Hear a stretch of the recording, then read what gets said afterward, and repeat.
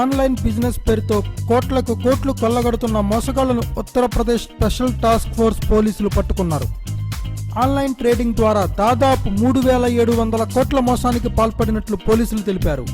దీనితో సంబంధం ఉన్న 3 వ్యక్తులను అరెస్టు చేశామని, తదుపరి దర్యాప్తు కొనసాగిస్తున్నామని చెప్పారు.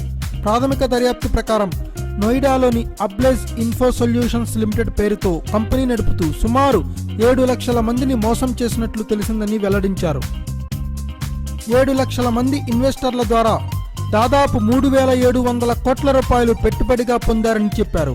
ప్రతి క్లిక్కు 5 రూపాయలు సంపాదించు అని చెప్తూ మోసానికి పాల్పడ్డారు. సోషల్ ట్రేడ్ .biz పేరుతో వెబ్ పోర్టల్ నడుపుతూ అందులో సభ్యులవడానికి ఇన్వెస్టర్ల నుంచి 5,750 రూపాయల నుంచి 57,500 రూపాయల దాకా పెట్టుబడి పెట్టించారు. ప్రతి క్లిక్కు 5 రూపాయలు సంపాదించు అని చెప్పి వారిని బుట్టలో వేసేవారని పోలీసులు తెలిపారు. ఇప్పటికే వివిధ బ్యాంకు ఖాతాల్లో 500 కోట్ల రూపాయలు గుర్తించినట్లు చెప్పారు. నిందితుల ఖాతాలు సీజ్ చేశామని తెలిపారు. తరచూ కంపెనీ పేరు మార్చుతూ తప్పించుకునే ప్రయత్నం చేశారని పోలీసులు వెల్లడించారు. Thanks for watching. Please subscribe our channel.